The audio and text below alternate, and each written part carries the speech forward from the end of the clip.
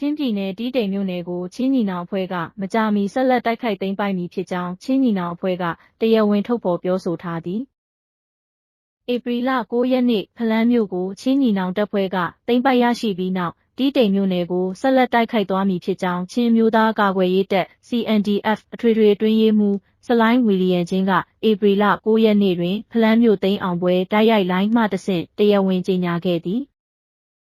ချင်းပြည်ထဲမှာတီးတိန်မြို့ကိုလည်းထပ်ပြီးမှဝင်ရောက်ဖို့ရှိတဲ့2024မှာစစ်ကောင်စီကင်းစင်ဖို့ရည်ရွယ်ခဲ့ပေမဲ့60%ပဲပြီးခဲ့တယ်၄နေရာရခဲ့တယ်ဟုချင်းမျိုးသားကာကွယ်ရေးတပ် CNDF အထွေထွေအတွင်းရေးမှူးစလိုင်းဝီလီယံချင်းကပြောဆိုသည်တီးတိန်မြို့နယ်တွင်ခလာရ2ရ69တပ်ရင်းဌာနချုပ်လက်အောက်ခံတပ်ရင်းတပ်ဖွဲ့တချို့နှင့်တပ်မ11လက်အောက်ခံတပ်တချို့ရှိနေတော်လဲထန်တလန်မြို့၏လုံခြုံရေးနှင့်တွဲဖက်ထားကြောင်း CDN ဗိုလ်ကြီးစင်ရောကသူ၏လူမှုကွန်ရက်မှတဆင့်သတင်းထုတ်ပြန်ထားသည်ချင်းပြည်နယ်တွင်မြို့နယ်9ခုရှိပြီးစစ်ကောင်စီစိုးမိုးထားသောမြို့နယ်မှာ3ခုသာရှိတော့ကဟာခါထန်တလန်နှင့်တီးတိန်မြို့နယ်များဖြစ်ကြောင်းထန်တလန်မြို့နယ်တွင်မြို့ပေါ်ကွက်ကွက်လေးကိုသာစစ်တပ်ကစိုးမိုးနိုင်တော့ကြောင်းထို့ကြောင့်ချင်းပြည်နယ်၏ဧရိယာ85%ကျော်ကိုချင်းတော်လှန်ရေးအင်အားစုများကစိုးမိုးထားကြောင်းချင်းတော်လှန်ရေးအင်အားစုကပြောဆိုသည်